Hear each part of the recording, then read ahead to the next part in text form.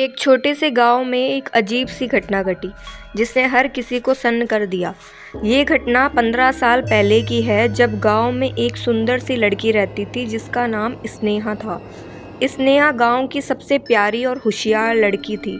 उसकी मुस्कान में कुछ खास बात थी जो हर किसी का दिल छू जाती थी। लेकिन किसी को क्या पता था कि स्नेहा की ज़िंदगी जल्द ही एक डरावने मोड़ पर आकर ख़त्म हो जाएगी।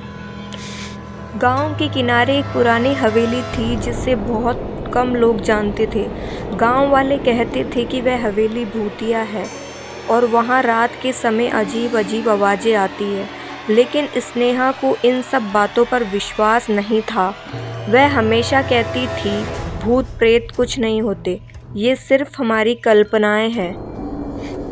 एक दिन स्नेहा अपने दोस्तों के साथ खेल रही थी, तभी उसकी नज़र उस पुरानी हवेली पर पड़ी। उसने मन में सोचा कि आज वह हवेली में ज़रूर जाएगी और देखेगी कि वहाँ क्या है। उसकी जिज्ञासा ने उसे मजबूर कर दिया। उसने अपने दोस्तों से कहा कि वह हवेली जा रही है, लेकिन वह सब डर के मारे उसे रोकने लगे। लेकिन स्नेहा ने किसी की नहीं सुनी और अकेले ही हवेली की ओर बढ़ गई। हवेली के पास पहुंचते ही स्नेहा को कुछ अजीब सा महसूस हुआ।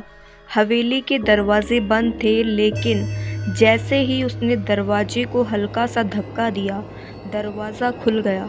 वह डरते हुए अंदर दाखिल हुई और अंदर घुसते ही एक खौफनाक ठंडी हवा का झोंका उसके चेहरे से टकराया। हवेली के अंदर सन्नाटा था, लेकिन तभी उसे किसी की हल्की हल्की हंसी सुनाई दी। स्नेहा डरते डरते आवाज़ की दिशा में बढ़ी। वह धीरे धीरे एक कमरे के पास पहुंची जहां से ये आवाज़ आ रही थी। कमरे के अंदर जाकर उसने देखा तो एक महिला को जलते हुए देखा। उसकी आंखों में दर्द और नफरत का भाव था। स्नेहा चौंकी और अचानक कमरे का दरवाज़ा बंद हो गया। महिला की हंसी अब डरावनी चीखों में बदल गई थी। स्नेहा समझ गई कि ये महिला कोई सामान्य इंसान नहीं है, बल्कि वह कोई भूतनी या प्रेत आत्मा है। महिला ने स्नेहा से कहा, तुम मेरी मदद नहीं कर सकोगी। स्नेहा कांपते हुए बोली, तुम कौन हो? महिला ने जवाब दिया, मैं वह लड़की हूँ जिसे इस हवेली में जलाकर मार दिया गया था। मुझे अब तक शांति नहीं मिली है और तुम अब मेरे साथ सजा भुगतो। इसके बाद उस महिला ने अपनी जलती हुई आंतरिक शक्ति को स्नेहा पर फेंक दिया। स्नेहा दर्द से कर्राने लगी और उसकी त्वचा जलने लगी। वह दर्द के मारे चीख रही थी, लेकिन कोई उसकी मदद करने नहीं आया। महिला ने अपना रौद्र रूप दिखाते हुए कहा, तुम मुझे भूल नहीं सकोगी।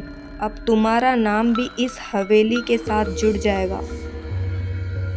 स्नेहा की चीखें हवेली के अंदर गूंजने लगी, लेकिन बाहर किसी ने नहीं सुनी। जब गांव वाले अगले दिन वहां गए तो उन्होंने देखा कि हवेली से निकलते समय स्नेहा के शरीर में जले हुए निशान थे। उसकी आंखें खुली थी, लेकिन उसकी आत्मा इस संसार से जा चुकी थी। स्नेहा के शरीर से एक डरावनी सी महक आ रही है जो हवेली के अंदर से ही निकल रही थी। गांव में ये खबर फैल गई और सब लोग डर गए। लोग कहते थे कि स्नेहा की आत्मा हवेली में फंसी हुई है और जो भी वहां जाएगा उसकी यही हालत होगी। स्नेहा का नाम अब गांव में एक डरावनी कहानी बनकर रह गया। कई लोग कहते हैं कि स्नेहा की आत्मा अब भी हवेली में भटकती है और जो भी वहां जाता है वो कभी वापस नहीं लौटता। ये घटना गांव में एक चेतावनी की तरह फैल गई। लोग अब रात के समय हवेली के पास जाने से भी डरते थे। स्नेहा की मौत यह साबित कर दिया कि कुछ चीज़ें इस दुनिया से परे होती है और जिनका सामना करने का हौसला सभी में नहीं होता। आज भी जब गांव वाले हवेली की तरफ बढ़ते हैं तो वे स्नेहा की कहानी को याद करते हैं।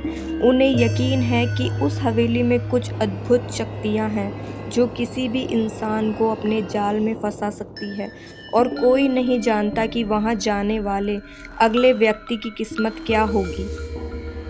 स्नेहा की आत्मा अब तक वहाँ है और हर रात वह हवेली के भीतर अजीब अजीब आवाज़ें करती है, जैसे वह बदला लेने की योजना बना रही हो।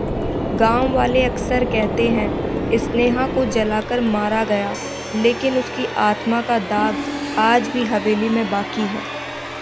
इस घटना ने ये साबित कर दिया कि कभी कभी हमारे डर और कुरीतियों का सामना करना बहुत ज़रूरी होता है और उन अंधेरे रहस्यों को उजागर करना खतरनाक हो सकता है।